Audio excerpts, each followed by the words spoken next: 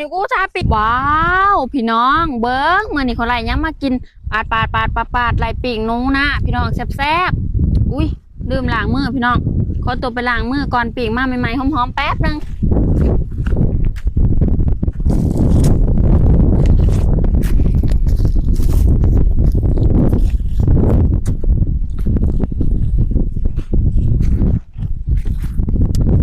ไปเลยพี่น้องไปล้างมืออยู่หอยป่วยใกล้ๆเลยพี่น้องมาปีมุกหน่อยกินกับหมาทัดมั้งแซ่บพี่น้องเลย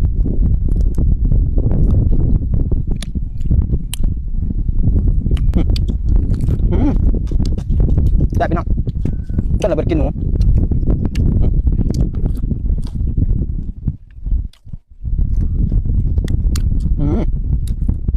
จะทำยังไงมีตับนั่นไปเนาะ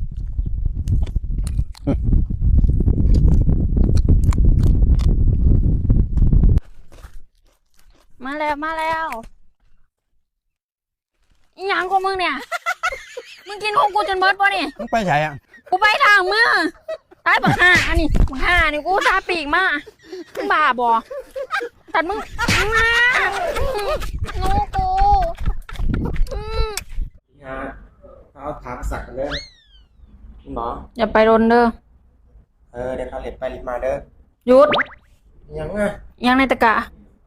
มียังไม่ติดเชื้อผานะเบิ้งโป่งลงก่อนโป่งลง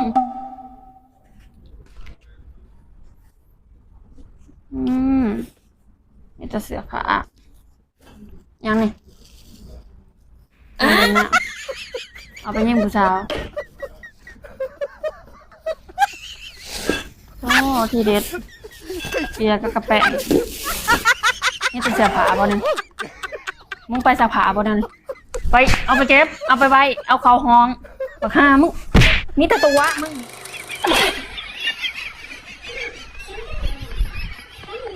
อยู่เลย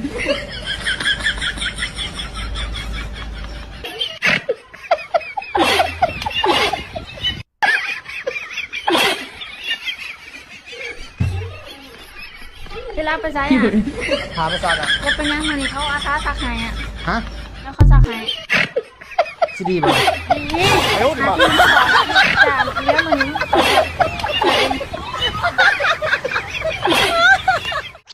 เขานอนบ่รับนะว่าจะได้กระไดอ่ะกองไม่เขารับเลยใครโทรมาวะใครโทรมาฮัลโหลยากยังมึงเป็นไผนี่มึงเป็นไผเฮ้ยตื่นขึ้นมาเบาเบิ้งอีนี่มันเป็นไผบัดที่หักนี่ลูกขึ้นมาเบาเบิ้งหันใครว่ามึงนอนบ่รับลูกขึ้นมาเบาน้ำก่อนลูกขึ้นมาเคลียร์มันนี่ลูกมึงตื่นขึ้นมาเร็วนี่ลูก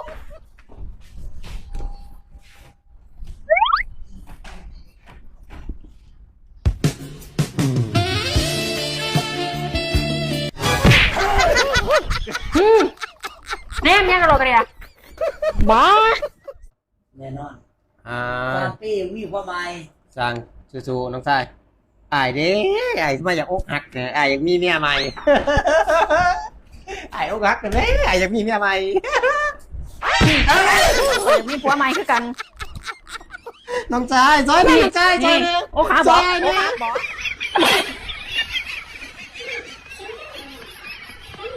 อยู่เลย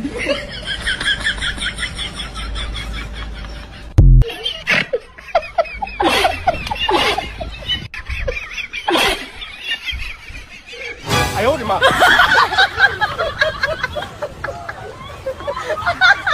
ปล่อยยายสิไปปากซอยไก่นี่เองบ่ไปหรอกเขาบ่อยากเปิ้นเด่นอันตรายไก่เองปากซอยนี่เองเลยมันมีผู้สาวหลายเขาบ่ให้ไปไอ้สิไปได้ปีเดียวปีละครั้งดิไอ้สิไปดีบ่นี่กูสิไปลีแหละสิไปดีเนาะดีคือกันเนี่ยกูสินำไปน้ำดังจะไปบอกพวกผู้สาวแถวซอยหันมามึงห้ามน้อยช่องดี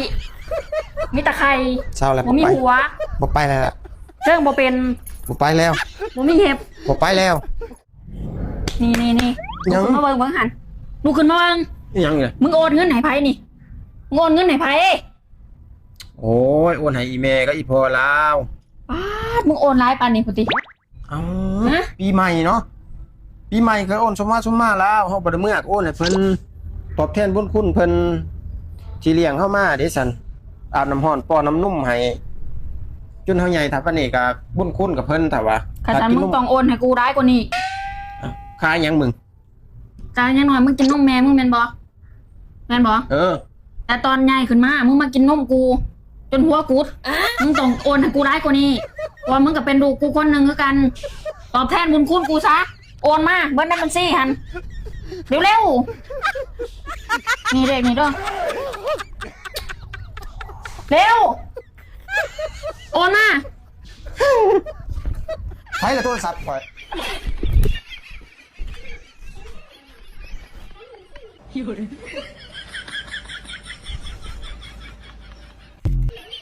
บักม่วงหันดูละ10 บาทเด้อ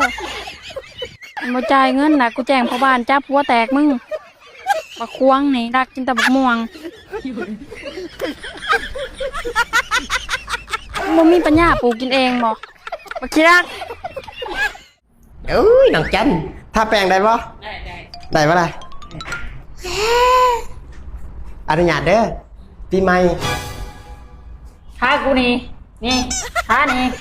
หรือท่านี่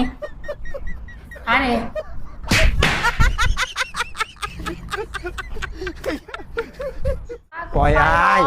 อ้ายสิไปปากซอยไกลๆนี่เอง บ่ไปหรอกเขาบ่อยากเพิ่นเด่น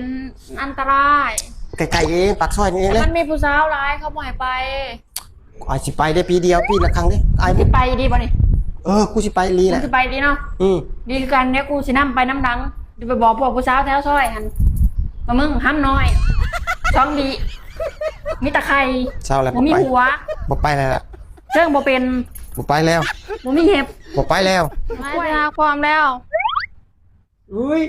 ดีใจอ่ะเป็นสิฟ้าเข้าไปหมอ แมน ไปลินเนาะ ไป ลินหน้าหมอลินทุกการหมอ ไปแล้วเขาพาเด่นไป พี่ทางพี่ นี่ทางนี้ ทางพี่ ทางนี้ พาไปไสอ่ะ ทางนี้ นิสัยนี่พา นี่เลยเดี๋ยวสงกรานต์ปีนี้ เดี๋ยวเขาจะปะแป้งให้ที่รักเอง พากูไม่ได้ลองดังเนี่ย ถ้า หมอ ปืนยิงเช็ดกระเด็นนี่แหละ กูไม่ลิน มากูจะปะแป้งให้ กูไม่ลินแน่เลย กูสิท่าแป้งให้มึงมามึงอยากเล่นสงกรานต์เล่นอยู่นี่แหละเล่นอยู่นี่เอามาปืนกูจะยิงให้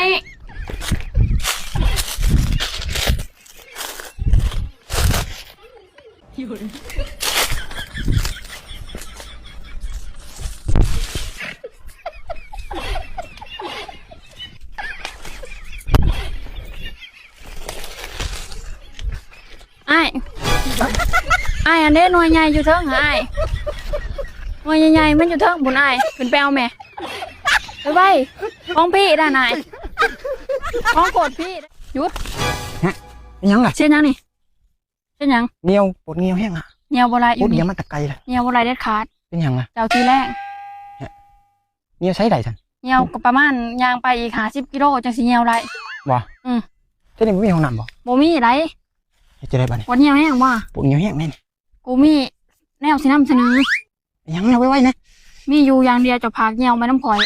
พักเหนียว อืม สิดีบ่ล่ะ ดี พักจังได๋นี่ แฮะกะนำข่อยน้ำเจะก็สิมาใส่ข่อยดะกะเจะก็เศร้าปวดเนียว แม่นบ่ กูจะย่างไปหอดห้ำจะคนละ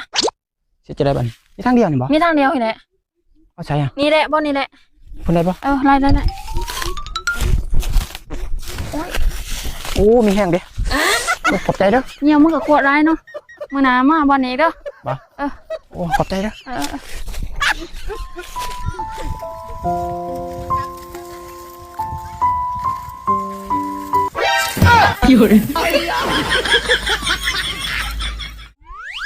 เฮ้ย ยัง แตบ เต็บยังเต็บ กูอยากแตบ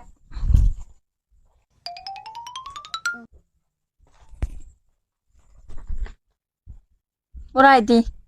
เอาเบิ่งที่อื่นให้อายมันขาดนี่เนาะ แปลกทินไงลองแปลก แต่ก็บ่ได้หรอก บ่ได้ไปเนี้ยไปโน่นไกลกู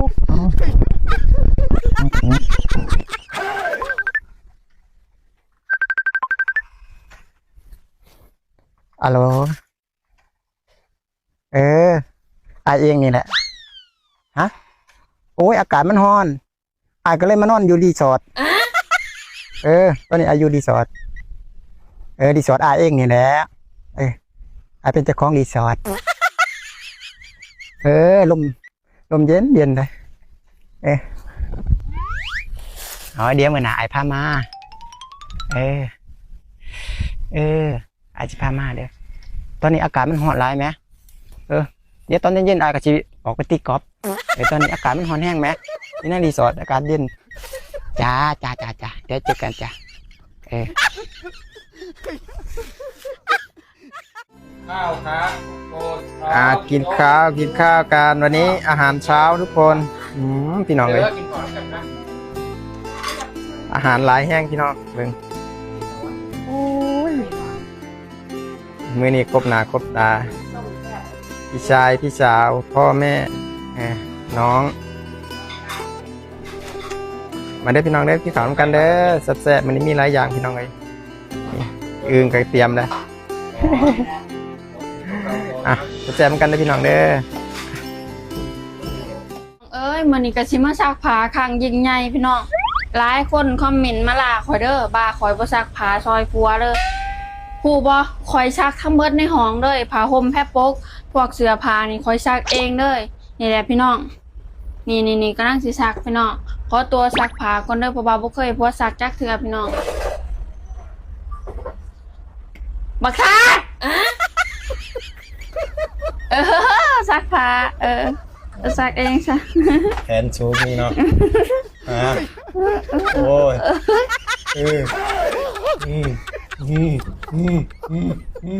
หยุด เหนียงนี่แหละ เอิ้งนอไปก่อนนี่เนาะกลมแหน่ไม่กินบ่ใครกินผู้หญิงบ่เบิ่งกูเบิ่งแหน่ มึงสิกวดอีหยังกระดักกระดอแท้เอิง เพื่อความมั่นใจไง มึงสิมากวดเก่งนอกเก่งในกู ห่านเซ็นอีหยังนี่เซ็นของไผติดตายมาของไผติดตายมากูถามมึงไปนอนกับไผ เผื่อมันออกมันอากาศมันร้อนมึงกะ ของไผซะนี่ ของฝรั่งกูหาเอามาแต่พัทยาให้ทีมของฝรั่งมัน แม่นบ่ขอบใจเด้อ กูยังบัดนี่ กูแล้วไปวันนี้บ่เป็นหยังไดกันมา ที่ฮักก็สื่อหุ่นยุ่นมากนะเดี๋ยวเขาสิกดให้เบิ่งเด้อนี่บ่ให้มาคักว่ะไอ้อีกหายบ่เบิ่งแบบมันจังๆเด้อดำๆหายบ่คักอ่ะ ตีฮัก ยังเหรอ เขาก็ซื้อหุ่นยนต์มาคือกันเบิ่งเด้อเขาเซ็นให้เบิ่งเด้อ